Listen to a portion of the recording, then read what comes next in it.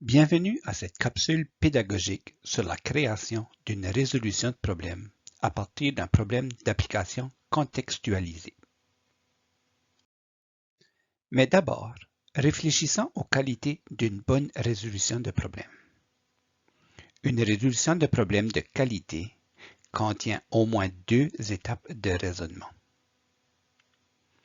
Elle mesure un ou des concepts mathématiques importants. Elle mesure un ou des rases essentielles. Elle contient une mise en situation concise et précise. Elle contient une tâche claire et précise. Elle utilise un vocabulaire approprié pour le niveau. Elle est accompagnée d'une image, si possible, afin de clarifier le contexte ou certains mots de vocabulaire. Et finalement, elle est exempte de tout biais religieux, culturel, social, sexiste ou de tout stéréotype connu. Mais par où commencer? Premièrement, il faut se placer dans les souliers de l'élève et trouver des situations qui vont lui parler. Pour ce faire, on essaie d'imaginer des endroits où vont les élèves, les activités qu'ils font, etc. Ensuite, on essaie de trouver une situation initiale à partir d'un graphique, un dessin, un tableau, une image, un court texte, soit en fouillant l'Internet, dans des revues, des manuels scolaires ou même des problèmes d'application contextualisés que nous avons déjà. Et nous voilà, nous sommes prêts pour rédiger une bonne résolution de problème. Maintenant que nous sommes prêts pour rédiger une résolution de problème, il faut s'assurer qu'elle contienne les éléments essentiels. De plus, il faut organiser le tout afin que le problème se lise avec un maximum de clarté. Habituellement, on commence avec une mise en situation. Ensuite, on présente les données. En dernier vient la tâche et on ajoute une consigne si elle est nécessaire. Voici un exemple d'un problème contextualisé qui contient les 4 éléments essentiels. On commence avec la mise en situation qui dit « Les Durand ont planté des fleurs sur une bande de terre le long de leur maison et de leur garage. » Ici, on pourrait ajouter une image d'une plate-bande afin d'aider l'élève à mieux saisir le contexte. Ensuite, on présente les données. Donc, la maison et le garage sont des carrés.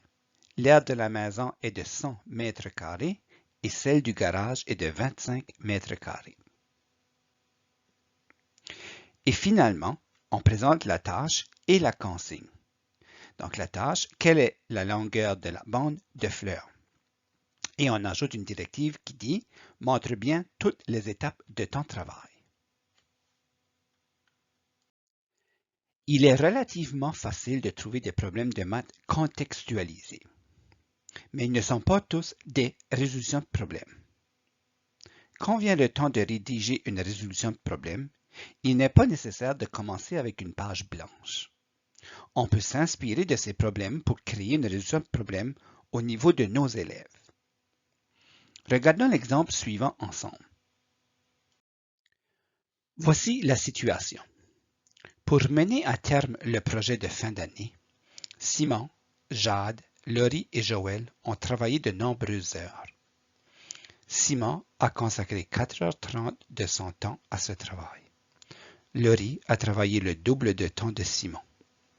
Jade a fourni 1800 secondes de plus que Simon. Joël a travaillé la moitié du temps de Laurie. Ils ont reçu chacun 5 $ l'heure. Quel était le salaire de chacun? Comme on peut voir, c'est un beau problème de maths contextualisé. Il contient une mise en situation, des données et une tâche à effectuer. Mais est-ce une résolution de problème? Pour répondre à cette question, il faut toujours considérer le niveau scolaire de nos élèves. Certains problèmes contextualisés peuvent être une résolution de problème pour certains niveaux et un problème d'application pour d'autres. Pour déterminer si le problème est une application ou une résolution de problème, il faut regarder le corrigé afin d'analyser le raisonnement que l'on demande à l'élève de faire. Allons analyser le corrigé de ce problème. Commençons avec Simon. Il a travaillé 4h30 et il a reçu 5 $ l'heure, ce qui lui donne 22,50 $. Laurie, lui, il a travaillé le double de temps de Simon, ce qui va donner 9 heures à 5 $ l'heure, donc 45 $. Jade a fourni 1800 secondes de plus que Simon, ce qui représente 30 minutes de plus. Donc, ce qui va lui faire 5 heures à 5 $ l'heure, donc 25 $. Et finalement, Joël a travaillé la moitié du temps de Laurie, ce qui donne 4h30 à 5 $ l'heure, donc 22,50 $ pour Joël. En faisant ces 4 calculs très semblables, on répond à la question posée. Quel est le salaire de chacun? La question à se poser maintenant est, est-ce que ce problème représente une résolution de problème pour mes élèves? Est-ce le type de raisonnement que je cherche à leur faire? Si vous répondez oui à ces questions, ça se peut fort bien que ce problème soit une résolution de problème pour vos élèves. Par contre, ce problème se classe plutôt comme un problème d'application contextualisé. À première vue, ce problème peut paraître comme une résolution de problème, car il y a plusieurs calculs à faire. Par contre, ce sont 4 calculs assez semblables et la question indique quoi faire, ce qui enlève le raisonnement de haut niveau que l'on cherche habituellement dans une résolution de problème. Prenons le même contexte, mais avec une tâche différente. Au lieu de demander le salaire de chacun, on pourrait demander de trouver le montant total remis en salaire. Cette petite modification ajoute une étape de raisonnement. Allons examiner la grille de correction potentielle pour ce nouveau problème.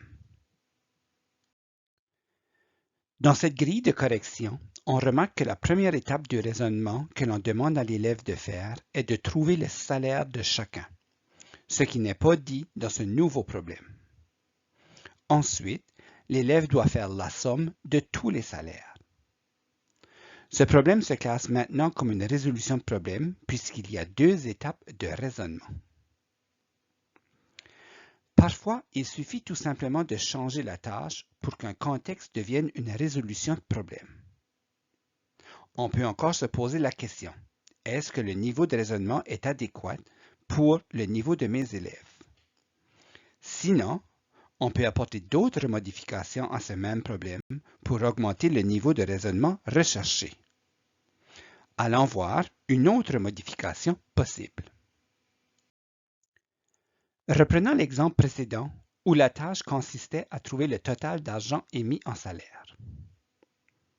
En ajoutant une information comme « leur salaire représente le quart du budget » et en changeant la tâche à « quel est le budget total pour ce projet », on change le niveau de raisonnement. Allons voir la grille de correction. Cette grille de correction montre 2 étapes de raisonnement.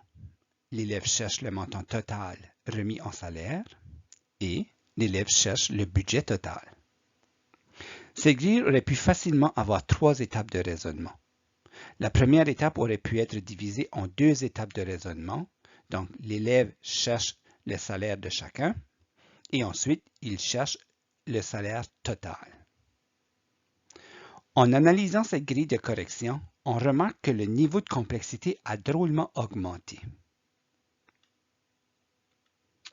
Parfois, il faut ajouter une information et poser la bonne question afin d'obtenir une résolution de problème plus complexe. Donc voilà, c'était 2 exemples de comment on peut prendre un problème d'application contextualisé et le transformer en résolution de problème. Je vous invite à faire l'exercice.